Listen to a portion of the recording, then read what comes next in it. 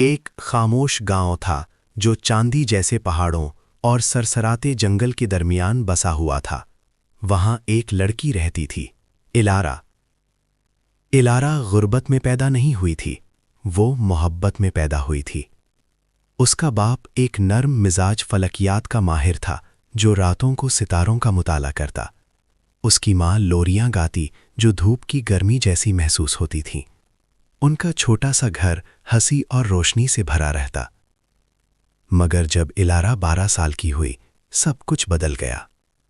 उसकी माँ बीमार हो गई और एक सर्दी की सुबह जब बर्फ जमीन को आराम से ढक रही थी, उसकी माँ की आवाज़ धीरे धीरे खामोश हो गई। उसका बाप मजबूत रहने की कोशिश करता रहा, सिर्फ इलारा के लिए। मगर गम एक गहरा साया होता है। 2 साल बाद वो भी दुनिया छोड़ गया। इलारा तन्हा रह गई। घर अचानक बहुत बड़ा और बहुत खामोश लगने लगा। बाप के इंतकाल के बाद एक दूर की रिश्तेदार ने जिम्मेदारी संभाली, लेडी मॉर्विन। वो अपनी 2 बेटियों सेलीन और मैरिस के साथ आईं। शुरू में सब मुस्कुराते थे, मगर हर मुस्कुराहट सच्ची नहीं होती। कुछ ही हफ्तों में इलारा का कमरा ले लिया गया, उसे एटिक में भेज दिया गया। उसकी खूबसूरत फ्रॉक्स पुराने कपड़ों से बदल दी गईं। अपनी जगह कमानी पड़ती है, लेडी मॉर्विन कहती। इलारा साफ सफाई करती, खाना पकाती, सर्दियों में ठंडे पानी से फर्श धोती जब तक उसके हाथ फट ना जाते।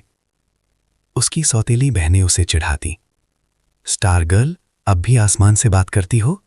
क्योंकि हर रात, चाहे वो कितनी भी थकी हो, इलारा छत पर चढ़ जाती और सितारों से बात करती। उसके बाप ने कभी कहा था, सितारे सुनते हैं, वो पुराने गवाह हैं दर्द और उम्मीद के। इसलिए वो उनसे अपनी तन्हाई, अपने ख्वाब, अपने आंसू बयान करती।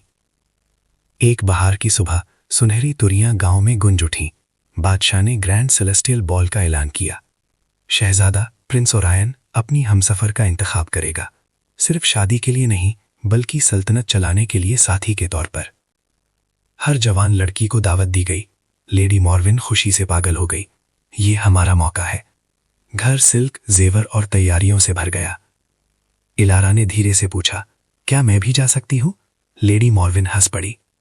तुम, राख और धूल में लिपटी हुई, हमें शर्मिंदा मत करो। फिर भी इलारा ने उम्मीद नहीं छोड़ी। उसने सब काम जल्दी खत्म किए, मां का पुराना नीला जोड़ा निकाला, जितना हो सका ठीक किया। मगर जब लेडी मॉर्विन ने देखा, उसने जोड़े की बाजू फाड़ दी। तुम्हारी जगह एटिक में है। गाड़ी चली गई। इलारा अकेली रह गई। इस दफा वो नहीं रोई। वो छत पर चढ़ गई और धीरे से कहा, अगर सितारे वाकई सुनते हैं, मैं शहजादा नहीं मांगती, सिर्फ एक रात चाहती हूं जहां कोई मुझे देखे। आसमान चमका। एक टूटता सितारा जमीन पर उतरने लगा, मगर वो बुझा नहीं। वो उसके सामने उतर आया। चांदी जैसी रोशनी से एक बुजुर्ग औरत सामने आई। मैं एस्ट्रिया हूं, भूली हुई ख्वाहिशों की रखवाली। इलारा का दिल जोर से धड़कने लगा।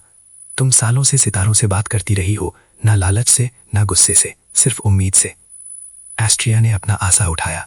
इलारा का फटा हुआ जोड़ा ठीक होने लगा और फिर बदलकर रात के आसमान जैसा गाउन बन गया, जिस पर छोटे छोटे सितारे चमक रहे थे। उसके पुराने जूते क्रिस्टल हील्स में बदल गए। मगर याद रखना, एस्ट्रिया ने कहा, यह जादू आधी रात तक ही रहेगा।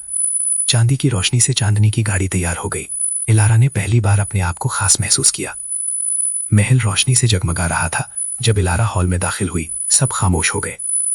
प्रिंस ओरायन ने उसे फौरन देखा, सिर्फ उसकी खूबसूरती की वजह से नहीं, बल्कि इसलिए कि उसकी आंखों में एक कहानी थी। उन्होंने साथ डांस किया, मगर सिर्फ डांस नहीं, उन्होंने बातें की, सितारों पर, इंसाफ पर, गरीबों के लिए रहम पर। पहली बार किसी ने इलारा की बात को अहमियत दी। मगर फिर घड़ी ने 12 बजने शुरू किए। इलारा घबरा गई। मुझे जाना होगा। वो दौड़ती हुई निकली। सीढ़ियों पर उसका एक क्रिस्टल जूता गिर गया। जब तक प्रिंस बाहर पहुंचा, वो गायब हो चुकी थी, सिर्फ जूता रह गया। अगली सुबह ऐलान हुआ, जिस लड़की के पांव में क्रिस्टल जूता फिट आएगा, वो शहजादी होगी। सेलीन ने कोशिश की, नहीं आया। मैरिस ने कोशिश की, नहीं आया। फिर प्रिंस की नजर इलारा पर पड़ी। तुम आओ, लेडी मॉर्विन चीखी। ये सिर्फ नौकरानी है। मगर प्रिंस ने उसकी आंखों को पहचान लिया। इलारा ने पांव जूते में डाला, बिल्कुल फिट।